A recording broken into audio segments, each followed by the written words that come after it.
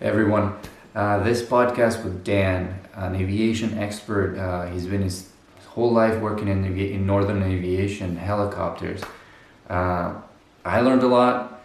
We talked about investors, people that want to start businesses in the aviation industry. If you should, if you shouldn't. Very interesting. If this is the topic that gets your blood going, check it out.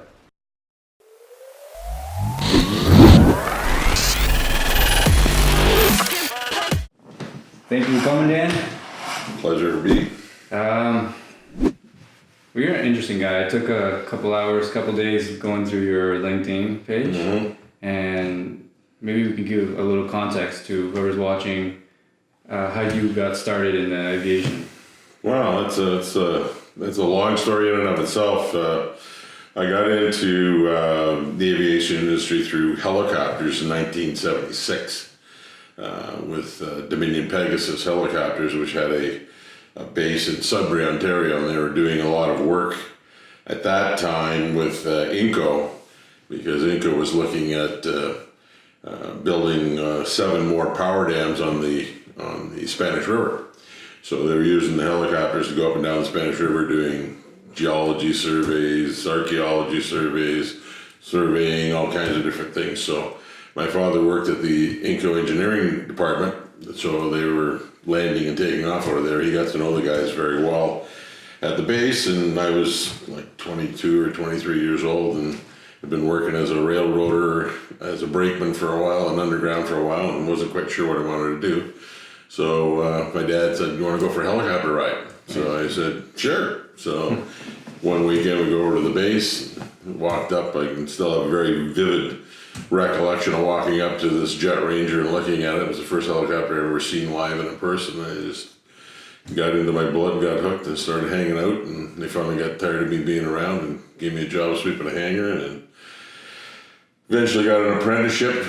Did my 5 years, got my aircraft maintenance engineer's license, and then worked with Dominion Pegasus, Lac Saint Jean, Okanagan helicopters until we started up Lakeland helicopters in the early 80s, and then I was the chief engineer there while we went through a very rapid growth period, and which was we went from 2 helicopters to 57 inside of 4.5 years. Wow. What was the need for it? Well, I mean, at that time, when we started up Lakeland helicopters, interest rates were like 22%.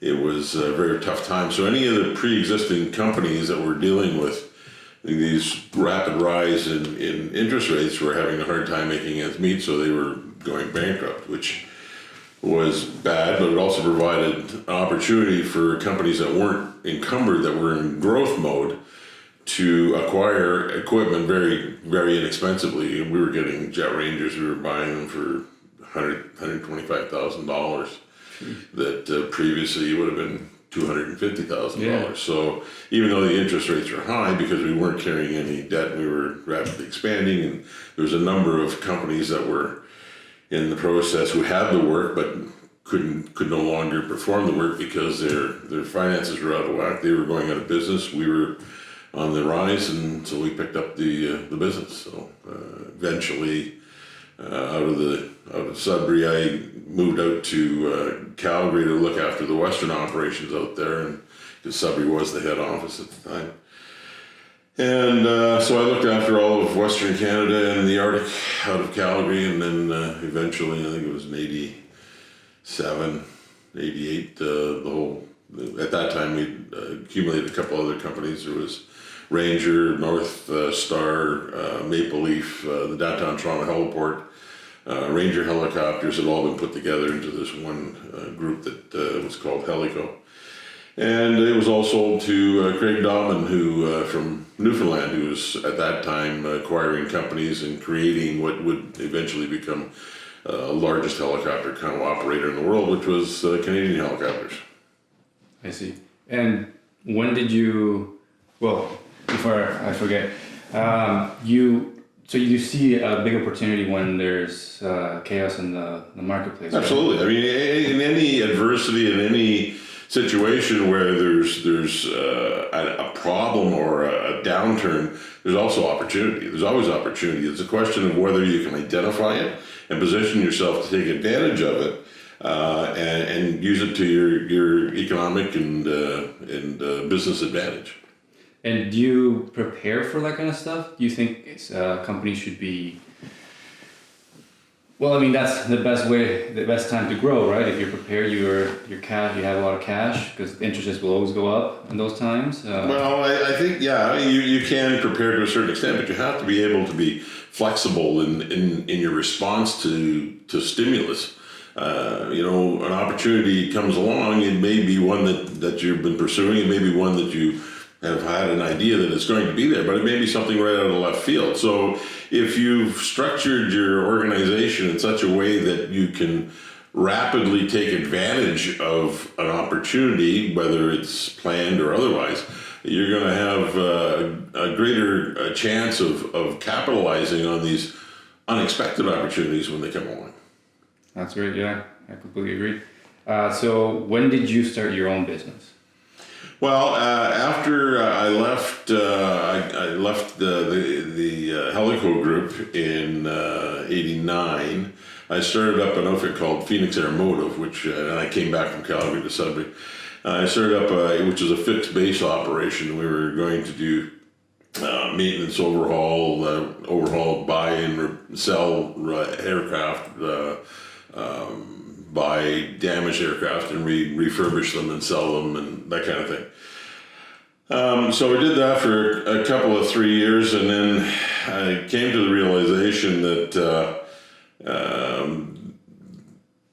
you're putting in 7 days a week, 18-hour days, and everybody's getting paid except you, and it wasn't making a go of it. So I said, nah, I've got to do something different. So that's when I started thinking around, and we closed down Phoenix, and I looked around and came up with the idea of Trend Tec Canada, which was a consulting company. It originally started out as a product representation and consulting.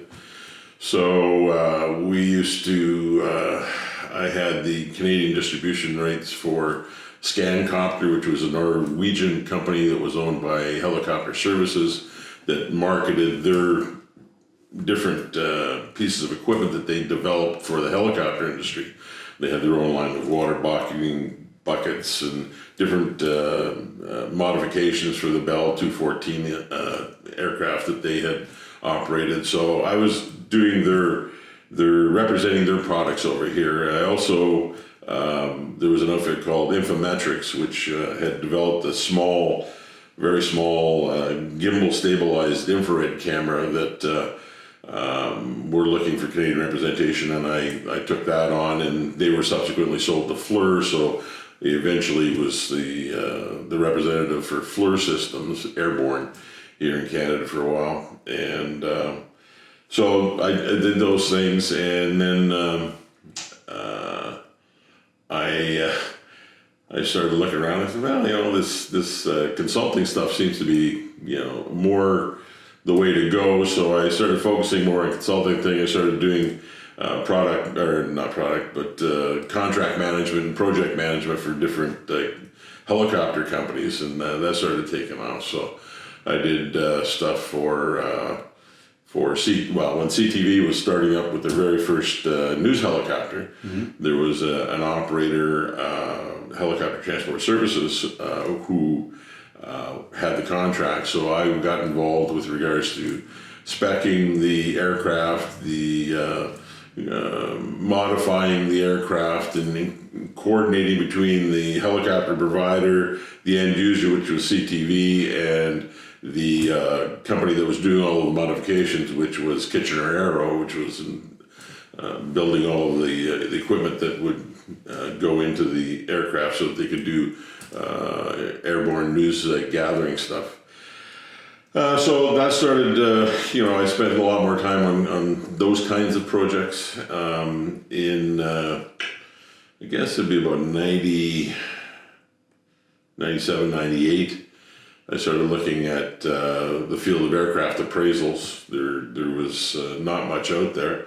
So I started looking around. I found the National Aircraft Appraisers Association in the States. I joined with them and became a member and took their training courses. And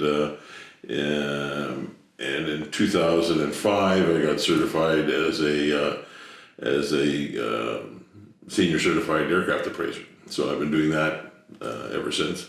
And that's become a much larger portion of what I've been doing in the subsequent years. The National Aircraft Appraisers Association has gone by the wayside, and it's now replaced with a new organization called the Professional Aircraft Appraisers Organization, which I'm now a senior member of that. And what do you think has gone? So basically, right now you're mostly doing appraisals. Is that what it is? Yeah, appraisals and consulting. I have a few, as far as Trend Tec is concerned, I have a few projects that I'm working on that are of my own making, such as Aircrew Training Canada Limited, which was a simulation-based flight training organization that we've been working on for a number of years, and we're hoping to get launched in the near future. Okay, and that's just training for people that wanted to get into the field, or? Well, it's training. It's flight training for helicopters, but it's focused on not using actual helicopters. It's focused on using high-level flight simulators that mimic the actions of the helicopter. So, right now, if you want to get a pilot's license, you have to go to an operator or a training organization that has training helicopters. You do the ground school, you do 100 hours in the aircraft with an instructor, and you get your commercial license. What you do when you come out of that, you basically just have a license to learn. You don't have any real experience that you can bring to the marketplace. What we're looking at developing is a different model whereby, in conjunction with doing some flight training in the aircraft, you also do simulation training in a simulator, doing stuff that you wouldn't otherwise be able to be exposed to when you're using an actual helicopter. For example, when they do training in the actual helicopter, part of the process is to teach auto rotations, how you come down after the engine quits so you can do an auto rotative landing and safely land the aircraft. You can teach that in the actual aircraft, but most training organizations won't do what we call full-on autos, where they come right down and land on the ground. They'll always just roll the throttle back, enter into the auto rotation. We get to a certain point, they do what's called power recovery. So they put the power back on, and then you out and fly away. Because of the fact the last part of the auto rotation is the one that's most likely to cause damage or have a problem for the students. So that part of it, for safety reasons, doesn't really get done that often. If you're in a simulator, full motion simulator, on the other hand, you can do your auto rotations right to the ground, and believe me, it is like doing them right to the ground. It really gets your attention. So you can do a number of things.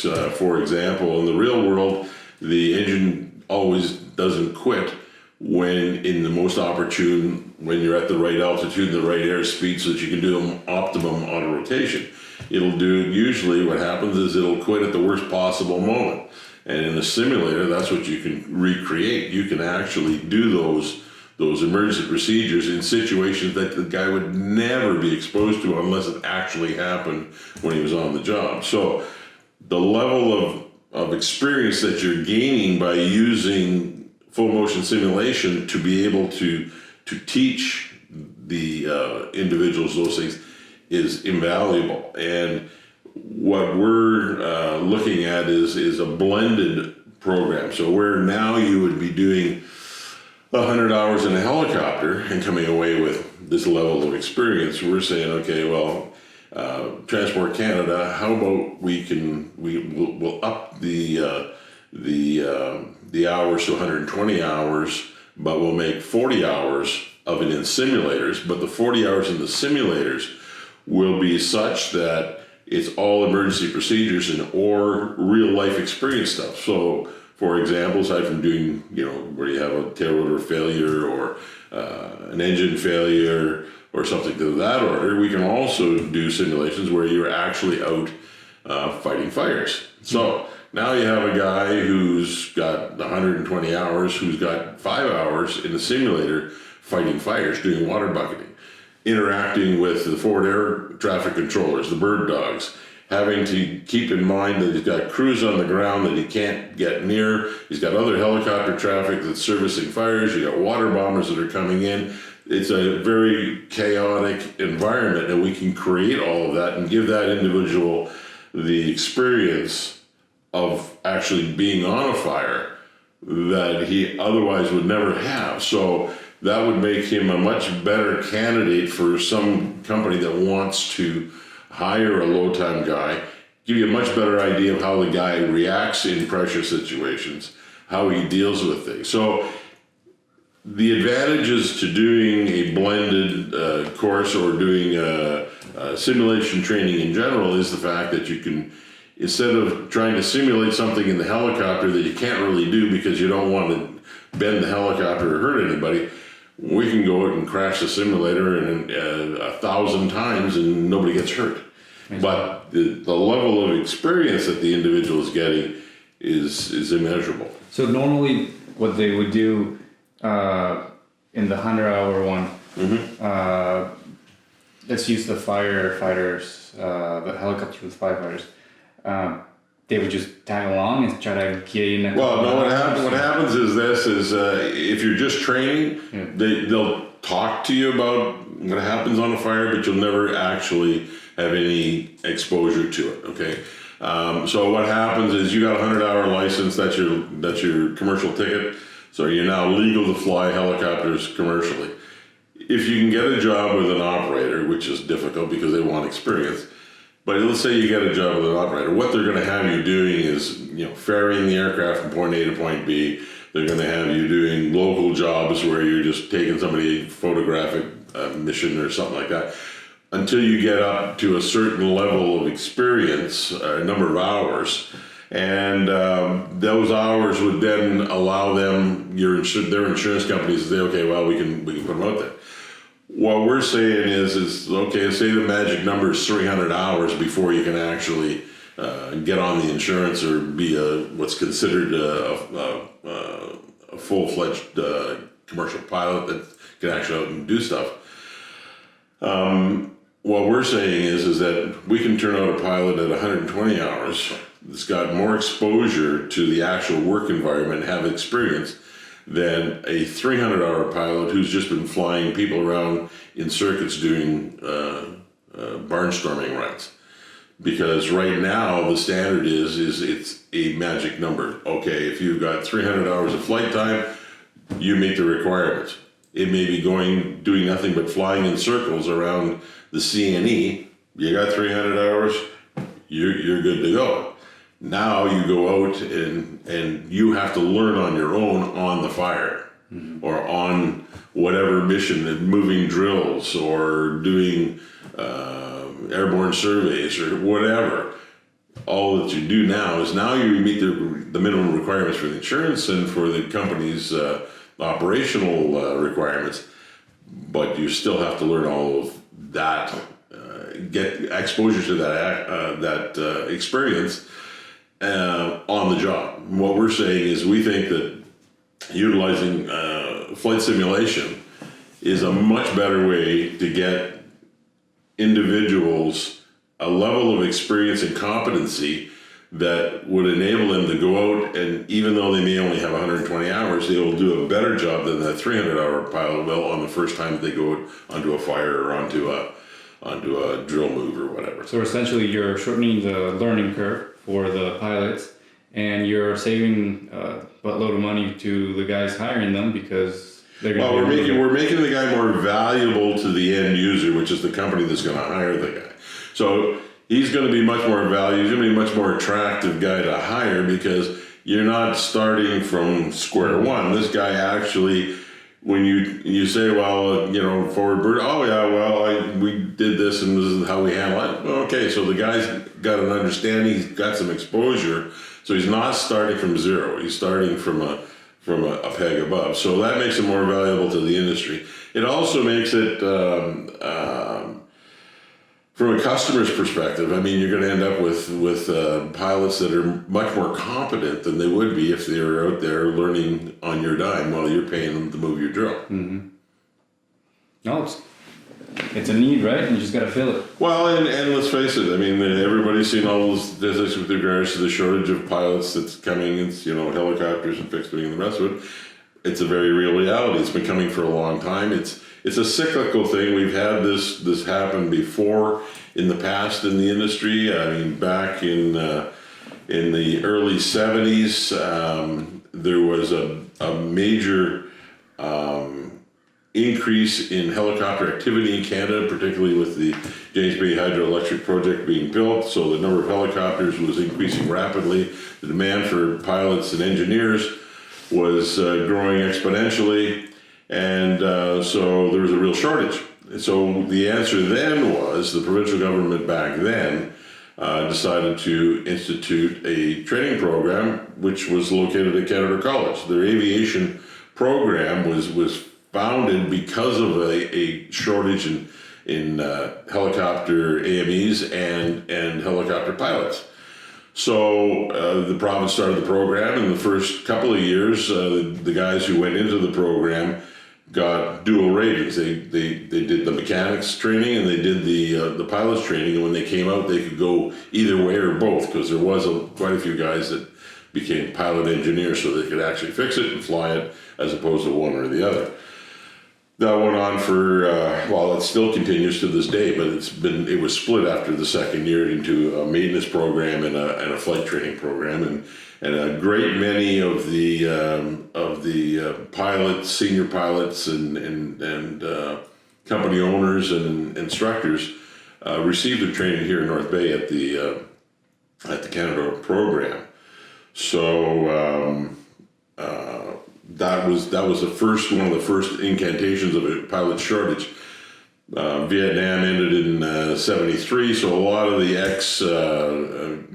Vietnam pilots came here to Canada and filled the temporary surge that we had, and some of them stayed, some of them went back, but by that time we picked up our training regimen and we were able to start meeting our requirements for our Canadian industry. And then there's been other upticks and downticks as the demand for helicopters goes up. So does the pilots and the maintenance people requirements. And sometimes when it goes down, it goes down. So I mean, it's up and down. I'm just gonna ask you not to stop banging because you're gonna kill the people listening. I'm sorry? Not to bang too much. Oh yeah. There's gonna be people listening in the car and just gonna hear boom, boom, boom. But I mean, you're not the first guy I've talked to that says they're experiencing shortages. They're everywhere at the moment. Do you feel it? Well, I mean, it's there. I mean, you talk to any of the operators, you talk to any of the fixed wing or helicopter operators, will tell you that it's difficult to get pilots and engineers. Most of the entry level operators. Guys get in there, they get enough experience to be able to move up the ladder. They're up to the regionals, so you've got an outfit where they're guys flying a bush plane. Well, as soon as you got enough commercial flight time in to qualify to make an application to Jazz or one of those programs, he gets on with them and as a first officer and starts flying Dash 8s or whatever, and then the same thing happens with Jazz. I mean, they got these guys that get into the regionals, and they get enough time in. The first thing they do is put their name in at one of the main lines, Air Canada or WestJet or whatever, and off they go. So it's a continual migration up the ladder, and it's created situations where you have people who now there's a program, I believe, I'm not sure whether it's Air Transat or one of those that have a system in place where they'll take a guy who has a minimum amount of experience, they'll put him into a simulator, and they will train him on, so it'll take somebody to say he's got time flying a Twin Otter. And they'll take him, put him into a flight simulator for an A320 Airbus, and get him up to the stage where he knows where all the systems work, how they all put together, and then they'll take him out of the simulator, and the first time he'll actually set foot in a real A320 airliner is his first revenue flight as a first officer in the actual aircraft. So he's never flown the aircraft except in the simulator, and his first revenue flight is the first time he's actually in the aircraft, and they're doing that now. Jeez. So do you think the shortage is just a cycle, or is it really bad right now? Well, I think it's both. I mean, what's happened is that there's a natural rhythm to things. But I think the demand for aviation professionals has never been higher, because the demand for airlines and for the number of helicopters. I mean, right now the helicopter industry, for example, in Canada has about 1,800 helicopters, commercial helicopters. Back in the late 70s, early 80s, there was maybe 700 or 800. So there's been a significant increase in the total number of aircraft. It fluctuates a little bit from year to year, but there's always been that steady increase and with that increase, it goes on. The other contributing factor that's really thrown a wrench in the monkey works, or a monkey wrench in the works, whatever. One of those. What's really caused the problem is Transport Canada has changed the regulations with regards to duty hours, and that has created a situation where what you used to be able to do, you can't do duty hour wise. So what happens is now you have to have more pilots to be able to do the same amount of flying that you had before. You might have to double or triple the number of pilots to be able to fly that same. So let's say you had 100 hours of flying, and it was spread over X number of days, and you had 2 pilots who could do that over that period of days. With the new regulations that are in now, you'd have to have 6 pilots to do that same amount of flying and still be legal. So that has just tripled the requirement for pilots. So again, that just exacerbates the already natural increased demand due to more helicopters or more airplanes or more routes being flown. So that just compounds it that much more. What would you tell? Do you see a lot of younger people being interested in being pilots or being in the? Not like it used to be. I mean, when I got into the industry, there was a lot of people who were really keen on doing it. It was also a different industry than it is now. I mean, when I got into it, we would spend all winter in the hangar and getting helicopters ready to go out on contract in the spring and summer. And so consequently, you'd work in the hangar all winter. And in the spring, contract to start, you'd pilot, engineer helicopters, you'd go off. Might be up to the Arctic, you might be out west, you might be northern on Quebec, Ontario, wherever. But usually those contracts were months long, and there were no rotations. So you would go out and you'd be living in tents or wherever for months, weeks at a time, with no rotation, and you'd finish the contract and you'd come home in the fall and you'd put the helicopter in the hangar, take some time off, and come back in the wintertime, fix it all up, and go back out and do the same thing again. That doesn't happen anymore. I mean, that was a tough way to make a living. I mean, you're gone all the time. These days, young people aren't interested in jobs that were of that nature. So what's happened is now it's the industry standard is like 2 weeks on, 2 weeks off. Most of the jobs are you're staying in hotels. You're not into camping and that kind of stuff. There's not the kind of remote locations that there used to be. So, it's changed dramatically. But even having made home life easier by getting these rotations and decreasing the length of tours and whatnot, young people aren't all that interested these days in going out and doing that kind of work anymore. They're more interested in technology-based stuff as opposed to actually going out and flying around trying to dart a polar bear and then weighing it and doing stuff like that, or moving drills from one location to another, or fighting forest fires or stuff like that. It's not. There doesn't seem to be the interest in that hands-on kind of stuff to the same extent that there was